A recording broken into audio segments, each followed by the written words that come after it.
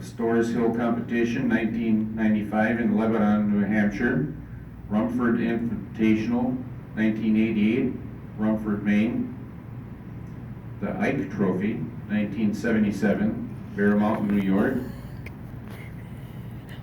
And a whole slew of Masters competitions, 1989. That's got to be Joe Barron's back there. It is. 1991, Rumford, Maine. 1995, Lebanon, New Hampshire. World Masters Championships in Steamboat Springs, Colorado, 4th place, which was the final competition of your career. Yeah. Now, Mark moves into judging, international judging. I am most impressed seeing his name up there on the screen on the TV, judging in 2017 at the World Championships in Lahti, Finland. He's judged at Sapporo, Willingen, Germany, Innsbruck, Austria, Bischofshofen, Wisla, Poland, Inzergard, Germany, Continental Cups, Villach, Austria, Iron Mountain, Michigan, Notrodden, Norway, Park City, Utah, Calgary, Canada, Fist Cup competitions in Brattleboro, Vermont.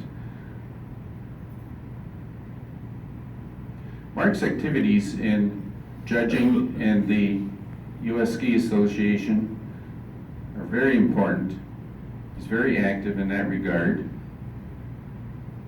Important as a sport builder. He co-founded the, I'm going to get this acronym right, NESJNC, New England Ski Jumping and Nordic Combined Ski Team.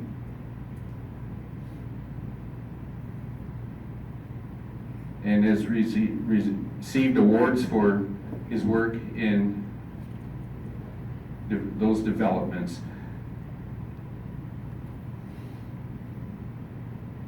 I only recently got to know Mark quite well, visiting with him on the phone, on Facebook, and now this week, a most impressive gentleman and a pleasure.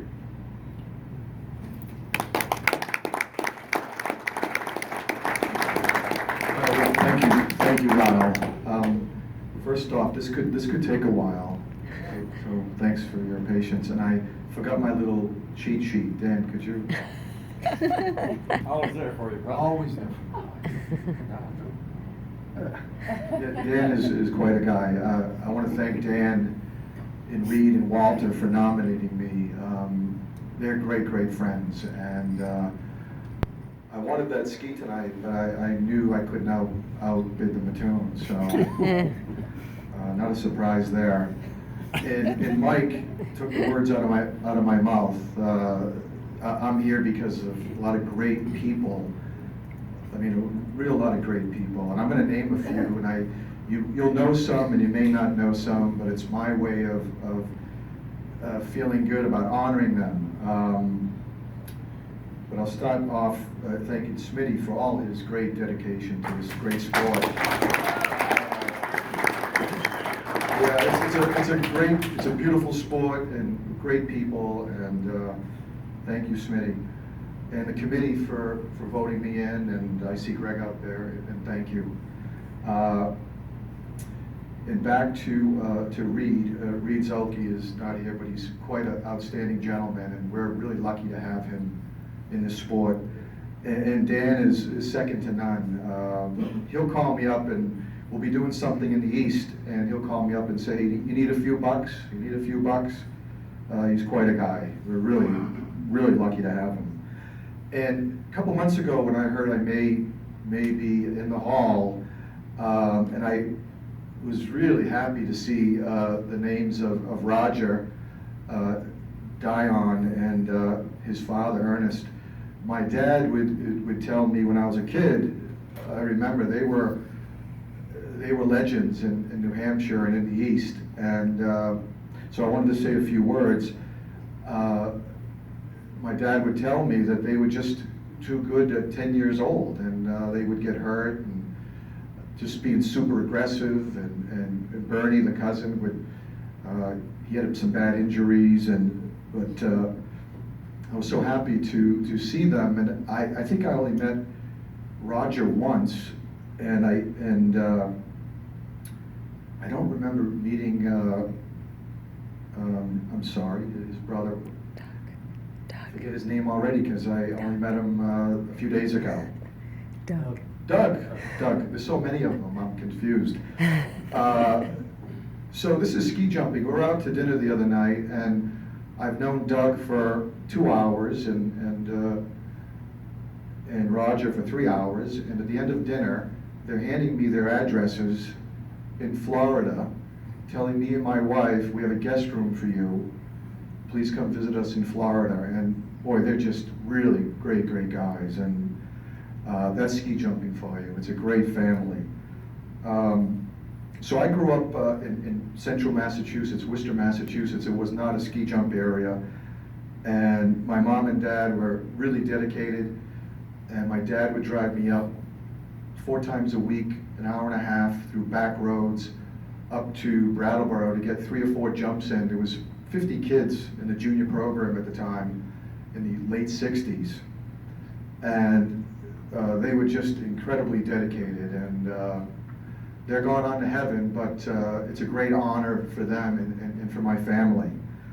I jumped for the great Brattleboro Outing Club. Alan Sargent is in the Hall of Fame, and he should be.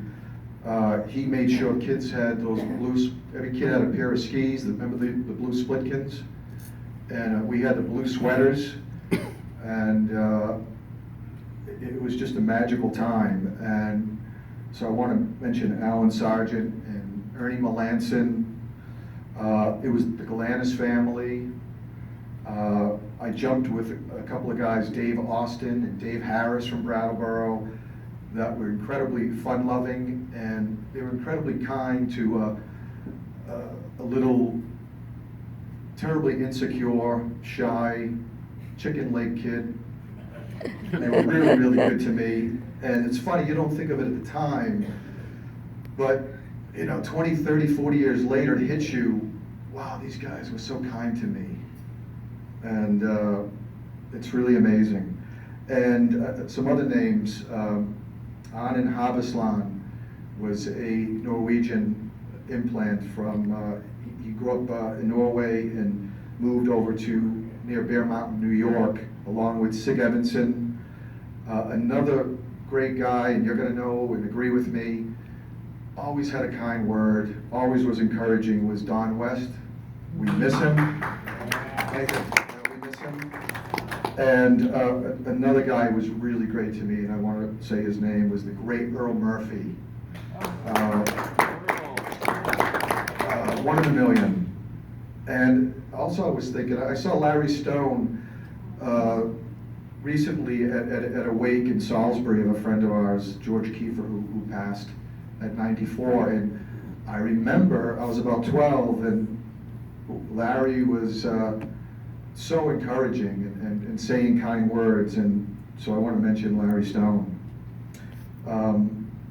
But thank you all so much, and it is a great big family, and it's a great honor, and thanks so much. And I'm really honored to be here with these USA skiers and these Olympians. It was great timing to be inducted with this great group. So thank you.